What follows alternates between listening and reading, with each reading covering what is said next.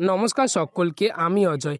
আর মাত্র একদিনের অপেক্ষা, এরপরই হতে চলেছে আমতা বন্দর খেয়াঘাট বারোয়ারি পূজা কমিটির পরিচালনায় শ্রী শ্রী শীতলা ও মনসা মাতার পূজা। আর এই বৎসর পূজাটি পদার্পণ করলো 47তম বর্ষে। পূজাটি হতে চলেছে ইংরাজির 11ই এপ্রিল ও বাংলার 27শে চৈত্র। চলো তোমাদেরকে বলে দিই কিভাবে আসবে এখানে।